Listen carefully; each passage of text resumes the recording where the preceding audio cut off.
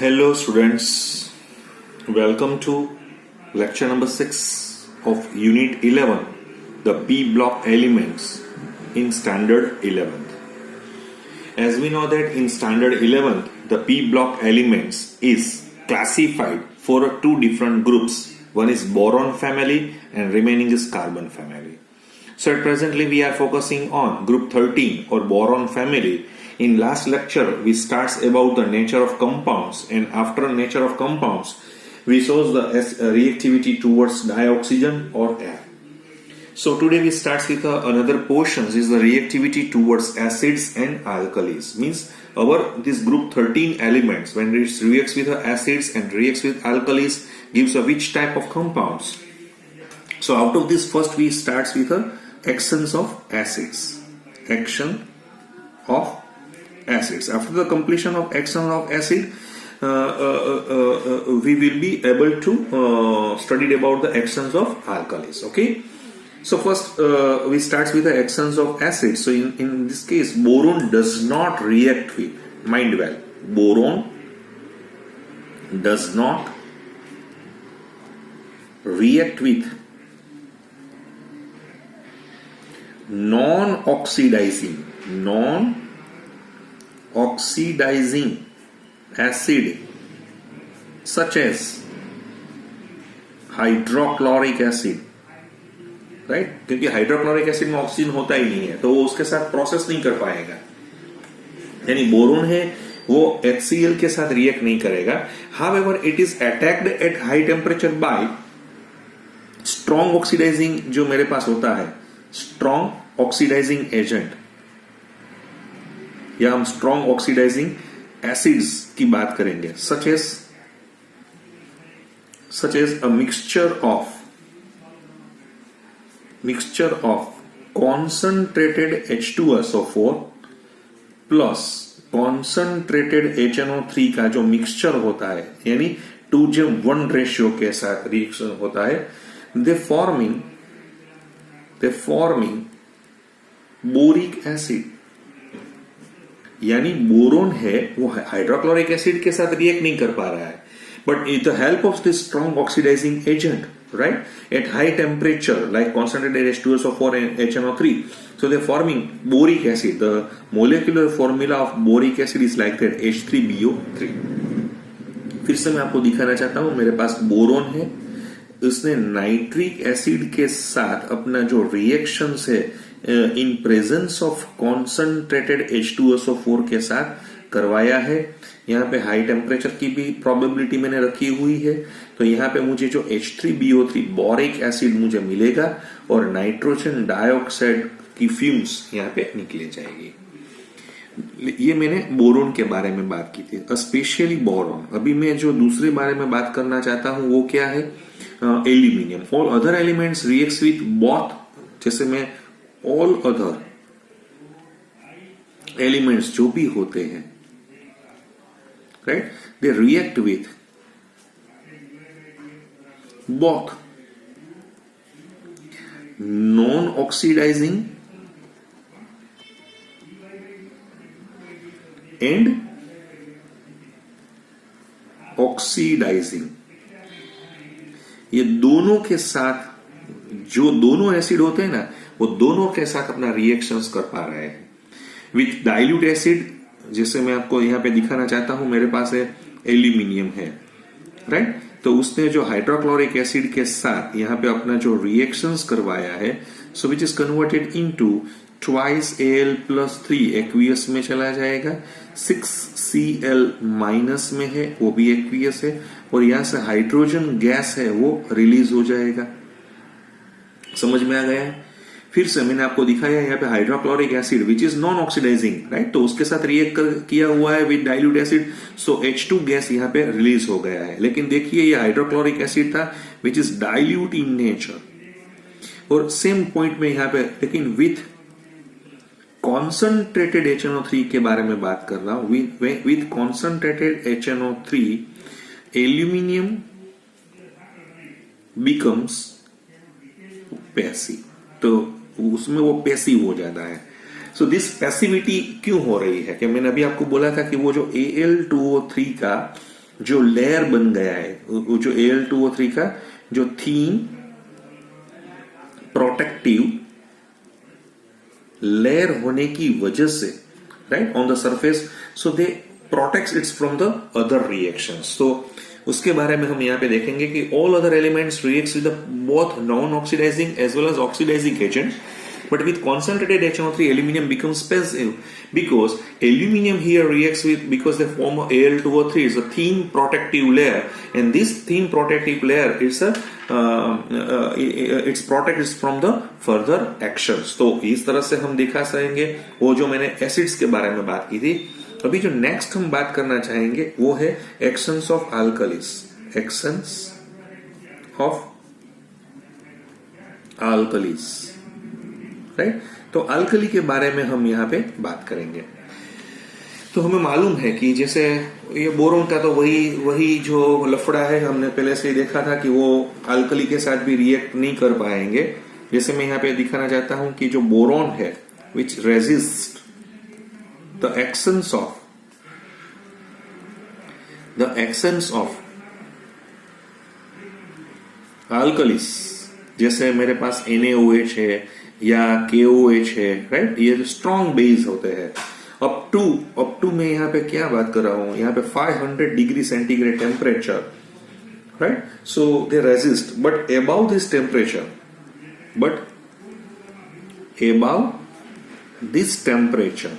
इसका मतलब ये हुआ कि 500 से हम ज्यादा चले जाएंगे, it reacts in forming बोरेट्स, it reacts and forming बोरेट्स। तो वहां पे वो बोरेट्स बनाएंगे एंड लिबरेटिंग H2 गैस। मैं आपको रिएक्शंस दिखाना चाहता हूं। जैसे मेरे पास बोरोन है, वो पोटेशियम हाइड्रोक्साइड्स के साथ मोर देन 500 डिग्री सेंटीग्रेड यानी 773 केल्विन से ज्यादा में उसका रिएक्शंस मैंने करवाया है, तो वो पोटेशियम बोरेट और हाइड्रोजन में उसका कन्वर्जन यहां पे हो गया है। ये देखिए यहां पे है जो potassium borate, it dissolve in fused Na2CO3 NaNO2 mixture eight 1113, यानी वो जैसे जैसे मैं उसका रिएक्शंस करवाऊंगा, मैं आपको यहाँ पे यही दिखाना चाहता हूं कि ये जो बोरोन के बारे में हम बात कर रहे हैं, तो इट डिसॉल्व्स, देखिए ये जो बोरॉन है it's dissolve in fused Na2CO3 यानी सोडियम कार्बोनेट के साथ इन प्रेजेंस, या सोडियम नाइट्रेट का जो मिक्सचर है फ्यूज्ड, उसका जो मिक्सचर हम बोलेंगे, तो उसके साथ वो जो अपना रिएक्शंस करवा के वो कन्वर्ट हो जाएगा इसके बोरेट में, उसके सेम बोरेट में, क्योंकि यहाँ पे हाइड्रोक्साइड है तो यहाँ पे स्ट्रॉन्ग उसके नाइट्रेट या कार्बोनेट है वो भी बेसिक ही है, अल्कली ही नेचर में होते हैं, तो उसका जो Na3BO3 में उसका कन्वर्जन हो जाएगा और फिर यहाँ पे 3NaNO2 plus 3 mole of carbon dioxide वो यहाँ से निकल जाएंगे। तो इसका मतलब ये हुआ कि डिसॉल्व यहाँ पे नियर अबाउट में क्या बोलूंगा, यहाँ पे 1123 केल्विन के आसपास ये रिएक्शंस कर पाएंगे। इसका मतलब अल्कली के साथ वो ज्यादा टेम्परेचर पे रिएक्ट कर पा रहे हैं, राइट। फिर मैं आपको एल्यूमिनियम और गैलियम के बारे में बात करूंगा। जैसे मेरे पास एल्यूमिनियम है, तो वो आपको पता होगा कि वह सोडियम हाइड्रोक्साइड के साथ, right, which is react in such a way that so is converted into, मैंने आपको क्या बोला था, 2NaAlOH4, राइट, 2NaAlOH4 का एक कॉम्प्लेक्स कंपाउंड दे पाएंगे और हाइड्रोजन निकल जाएगा। इसको हम फ्यूचर में बोलेंगे सोडियम टेट्रा हाइड्रोक्सो एल्यूमिनेट 3।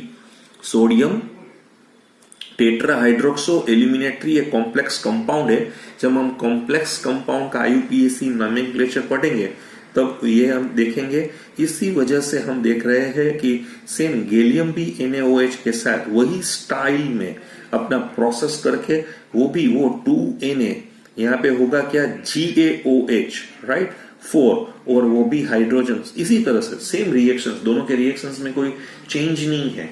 आपको समझ में आ रहा है मैं क्या बोल रहा हूं।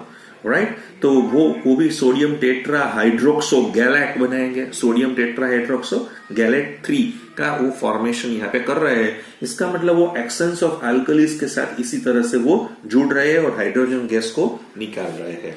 तो ये जो एक बात मैंने यहाँ पे रिएक्टिविटी टुवर्ड्स एसिड और अल्कली के बारे में बात की थी, बाद में हमारी बुक में दिया हुआ है रिएक्टिविटी टुवर्ड्स हैलोजेंस। ये जो वाला पॉइंट है रिएक्टिविटी टुवर्ड्स हैलोजेंस, देखेंगे मैं आपको इसमें कितनी डेप्थ में आपको ले जाना चाहता हूं। क्योंकि हमारी टेक्स्ट बुक में आप देखेंगे ना तो 2 या 3 लाइन में तो उसने खत्म कर दिया है। पहले हम 2 या 3 लाइन है ना वो देख लेते हैं कि तो क्योंकि इसमें से बहुत बढ़िया वाले एमसीक्यूज पूछे गए हैं एनटीए की एग्जाम में से। So this elements of group 13, जैसे मैं अब यहाँ पे आप दिखा रहा हूं कि ये जो ग्रुप 13 के जो एलिमेंट्स है वो हैलोजन के साथ राइट एट हाई टेम्परेचर से वो जुड़ के वो क्या बनाएंगे, उसके ट्राई हैलाइड कंपाउंड बनाएंगे। वहां पे आपको मालूम होगा कि यहाँ पे जो फ्लोरीन होगा या क्लोरीन होगा या ब्रोमीन होगा या आयोडीन होगा। फिर से मैं आपको क्या दिखा रहा हूं कि द एलिमेंट्स जो भी है ऑफ मेरे जो ग्रुप 13 वाले होते हैं with when reacts with halogens eight high temperature they forming try halides of the general formula like MX3। so MX3 की तरह से वो बना पाएंगे। उसमें एक बात हम यहाँ पे देखेंगे कि जो थेलियम का ट्राई आयोडाइड है, राइट, थेलियम का ट्राई आयोडाइड है, वो अननोन है। वो क्या है? अननोन है, इज हाउएवर अननोन।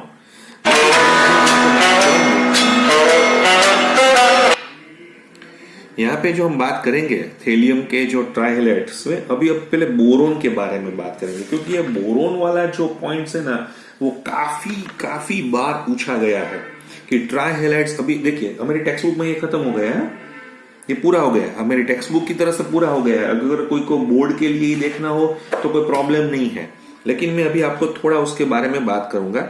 अभी मैं दिखाऊंगा कि try halides of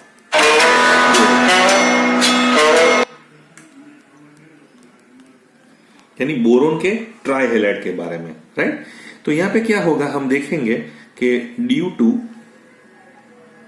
small size, वो तो इसका मेन एजेंडा है, इसका मेन यूएसपी है, एंड हाई आयोनाइजेशन एंथैल्पी की वजह से, हाई आयोनाइजेशन एंथैल्पी जो होती है उसकी वजह से बोरोन जो होता है, बोरोन फॉर्म्स, वो तो हमने मालूम ही है कि कोवैलेंट कंपाउंड ही बनाएंगे, कोवैलेंट ट्राई हैलाइड्स ही बनाएंगे। ये आपको पता चल जाना चाहिए कि उसमें आयोनिक नेचर नहीं है। जैसे मैं आपको BF3 के बारे में बात कर रहा हूं तो BF3 which is in gaseous form में होता है, और जो BCl3 होता है या जो BBr3 होता है, सॉरी BBr3, राइट, तो they are in liquid form. ये वो जो दोनों लिक्विड फॉर्म में होते हैं, और जो बोरोन के ट्राई आयोडाइड होते हैं वो सॉलिड फॉर्म में होते हैं। सभी जो होते हैं मैंने अभी आपको दिखाया था, ऑल ट्राई हैलाइड्स आर, जो भी ट्राई हैलाइड्स है वो क्या हो गए, प्लेनर मॉलिक्यूल्स होते हैं, जिसमें बोरोन का जो sp2 हाइब्रिडाइजेशन होता है। सो उसमें क्या होगा कि जो 3 हाफ ऑर्बिटल्स होती है, राइट, तो जो 3 हाफ ऑर्बिटल्स होती है, जैसे मैं आपको यहाँ पे एक और दिखाना चाहता हूं कि मेरे पास, मैं आपको दिखाना चाहता हूं, जैसे देखिए बोरोन है, उसके जो 2s में 2 इलेक्ट्रॉन थे, और यहाँ पे 2p में कितने थे, 1 था। ये ग्राउंड स्टेट के बारे में बात की हुई है, ग्राउंड स्टेट के बारे में मैंने यहाँ पे बात की हुई है। लेकिन जैसे बोरोन एक्साइटेड स्टेट में चला जाएगा, यानी उसको बाहर से वो एनर्जी लेके जैसे वो एक्साइटेड स्टेट में चला जा रहा है, तो क्या होगा कि उसका जो 2s वाला इलेक्ट्रॉन था वो 2p में चला गया, यानी 3 अनपेयर्ड इलेक्ट्रॉन है। अभी वो sp2 हाइब्रिडाइजेशन में चला जाएगा, sp2 में चला जाएगा। फिर से मैं आपको दिखाना चाहता हूं, ये 2s है, ये 2p है, समझ में आ गया। तो sp2 का मतलब ये हुआ ना कि ये जो मेरे पास बोरोन है, बोरोन, तो उसकी ये एक वाली, ये दूसरी वाली और ये तीसरी वाली sp2 हाइब्रिडाइजेशन होगी। फिर वो हैलोजन के X के साथ जुड़ेंगी ना, देखिए ये जो है वो X वाला हैलोजन का p ऑर्बिटल है। इसी तरह से हम देखेंगे ये भी हेलोजन का एक्स वाला है, ये जो एक्स वाला है ये भी यहाँ पे भी एक्स वाला है, तो यहाँ से जुड़ के उसने 3 सिग्मा बॉन्ड बनाए हुए हैं। आप देखेंगे ये जो हाइब्रिडाइजेशन आप देखेंगे वो sp2p ऑर्बिटल का हाइब्रिडाइजेशन है। उसी तरह से यहाँ पे भी आप sp2pz या हम कुछ इस तरह से भी बोल सकेंगे, और sp2pz से वो इस तरह से मॉलिक्यूल बना रहा है। आपको ऐसा दिखेगा ना, x है, यहाँ पे b है, वो x है, और यहाँ पे x है, ये x आपको दिखाई देगा। ये जो बोरोन वाला है वो sp2 हाइब्रिडाइज बोरोन है। और अभी एक क्या है, उसमें एक ऑर्बिटल है ना, यही इसका यूनिक पॉइंट है। ये जो बोरोन की एक ऑर्बिटल अभी आप देख रहे हैं जो 2pz, तो वो क्या है, वो एम्प्टी ऑर्बिटल है, एम्प्टी ऑर्बिटल है। यही कहानी में बहुत बड़ा चेंज यहाँ पे कर रहा है। ये जो है वो मैंने आपको दिखाई है, वो है एम्प्टी ऑर्बिटल्स यहाँ पे दिखाई हुई है। समझ में आ रहा है? फिर से मैं आपको दिखाना चाहता हूं कि यहाँ पे जो 3 हाफ फिल्ड थी p orbitals, one of each halogen overlap along with the internuclear axis with 3 sp2 orbitals of boron and they form a 3 sp2p CX sigma bond. But the unhybridized p orbital, ये जो थी जिसने participate नहीं किया हुआ था, however which is empty, तो उसकी वजह से क्या होगा, ड्यू टू द, तो उसकी वजह से 6 ही इलेक्ट्रॉन उसमें आ जाएंगे, only 6 electrons in the respective valence cell की होने की वजह से उसका जो मैं नेचर, लुईस एसिड नेचर मैंने आपको बताया था, तो वो इस तरह से होगा ना, वो डिक्रीज हो जाएगा due to the presence of only 6 electron in the respective valence shell. All these trihalides are Lewis acid. तो लुईस एसिड में Bi3 से मैं जैसे जैसे चला जाऊंगा तो BbR3, फिर यहाँ पे BCl3 और फिर यहाँ पे BF3। तो ये जो लुईस एसिड का कैरेक्टर है, मैंने अभी आपको दिखाया है, लुईस एसिड का जो कैरेक्टर है वो इसी ऑर्डर में चला जाएगा। तो क्यों होता है ऐसा, ऐसा होने की वजह क्या है, तो मैं आपको दिखाना चाहता हूं।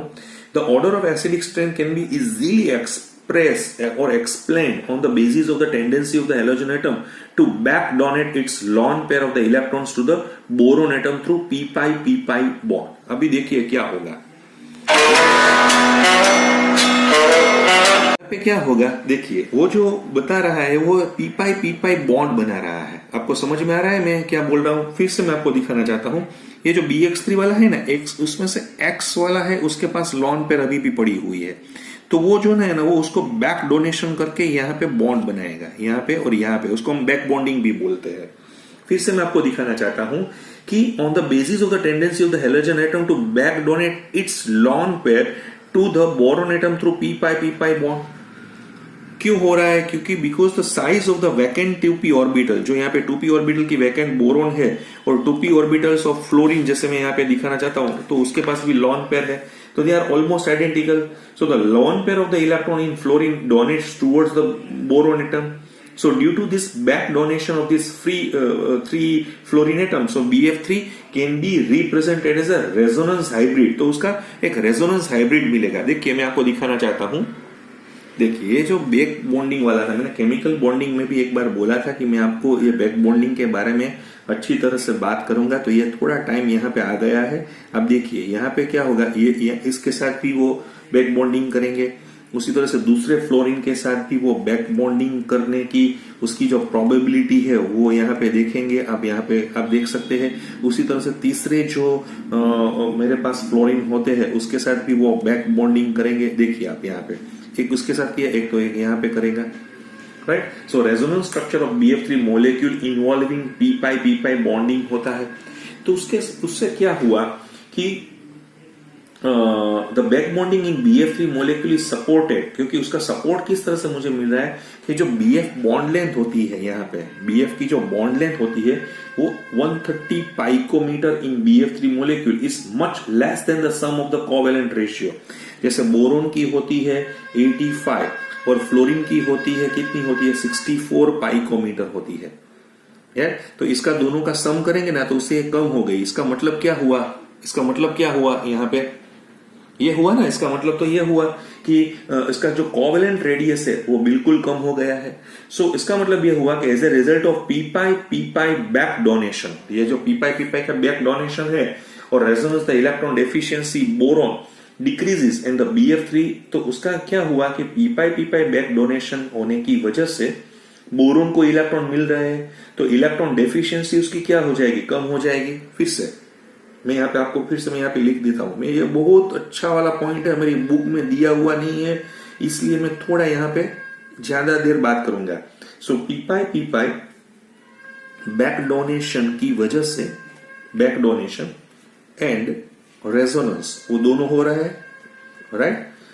द इलेक्ट्रॉन डेफिशिएंसी जो होगी, इलेक्ट्रॉन डेफिशिएंसी यहां पे मुझे जो मिल रही है, अब देखेंगे ऑफ बोरोन जो होगी वो डिक्रीज हो जाएगी, राइट। तो उसकी वजह से क्या होगा, BF3 है वो विकेस्ट लुईस एसिड हो जाएगा। चलो ये तो समझ में आ गया, बराबर है। जैसे जैसे हेलोजन की साइज बढ़ रही है, जैसे मैंने अभी आपको बोला ना, क्लोरीन टू ब्रोमीन और ब्रोमीन टू हम आयोडीन जैसे जैसे चले जा रहे हैं, तो साइज उसकी बढ़ रही है, तो 2p ऑर्बिटल से उसको ओवरलैप करना पड़ेगा। जैसे मैंने अभी क्या बोला, क्लोरीन में क्या होगा, 3p का ओवरलैप मुझे किसके साथ करना पड़ेगा, 2p। ये बोरोन की है, ये क्लोरीन की है, समझ में आ गया। जैसे ब्रोमीन में मैं चला जाऊंगा तो उसका 4p और 2p का ओवरलैपिंग होगा, ये ब्रोमीन की है, ये बोरोन की है। जैसे आयोडीन में चला जाऊंगा तो ये 5p और 2p के बीच में ये उसका ओवरलैपिंग हो जाएगा, राइट। तो वो जो ओवरलैपिंग है, जैसे जैसे हम आगे बढ़ते जा रहे हैं, राइट, तो उससे वो क्या होगा, साइज बढ़ने की वजह से जो उसका ओवरलैपिंग जो होना चाहिए, बढ़िया वाला ओवरलैपिंग होना चाहिए, वो कम हो जाता है। तो कम हो जाने की वजह से वो क्या होगा, तो उसका मतलब ये हुआ, क्यों कम हो रहा है, फिर से साइज क्या हो रही है, क्लोरीन से ब्रोमीन से आयोडीन की तरफ बढ़ रही है। तो 2p का जो बोरोन का 2p का जो ऑर्बिटल्स का ओवरलैपिंग मुझे करना है बिगर p ऑर्बिटल ऑफ हेलोजन, जैसे क्लोरीन में 3p का, ब्रोमीन में 4p का, या आयोडीन में 5p का, वो कम हो रहा है। तो उससे क्या होगा कि इलेक्ट्रॉन डेफिशिएंसी जो होगी, इलेक्ट्रॉन डेफिशिएंसी के बारे में हम बात करेंगे। तो डेफिशिएंसी क्या हो जाएगी, तो क्या डेफिशिएंसी बोरोन की इंक्रीज हो जाएगी। तो इंक्रीज हो जाएगी तो इससे क्या होगा, लुईस एसिड नेचर उसका क्या हो जाएगा, बढ़ जाएगा, राइट। सो इसका मतलब ये हुआ ना कि ये इसका रिलेटिव स्ट्रेंथ है, BF3 है, BCl3 है, BBr3 है और BI3 है, समझ में आ रहा है। So the relative acidic strength of the boron ट्राइहेलाइड follows this type of the sequence. Specially मैंने आपको बोरोन के बारे में मुझे जो बात आपको बतानी थी वो मैंने आपको यहां पे समझाई हुई है।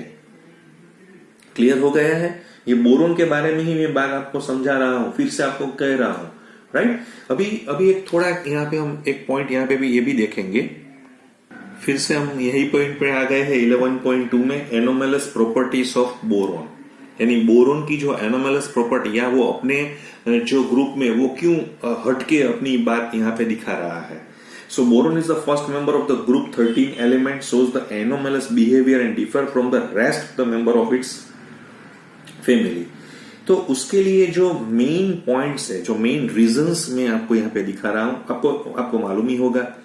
सेम वही हम एक ही गीत बार बार दोहराएंगे कि एक्सेप्शनली स्मॉल एटॉमिक साइज है एंड आयोनिक साइज भी है। ये इसका एक पॉइंट तो मुझे यहां पे दिख रहा है। दूसरा जो मुझे यहां पे मिल रहा है वो है हाई आयोनाइजेशन एंथैल्पी है। हाई आयोनाइजेशन एंथैल्पी के बारे में भी हम यहीं पे इस तरह से देखेंगे। और तीसरा उसके पास जो मेन पॉइंट है वो है absence of d orbitals in its valence shell.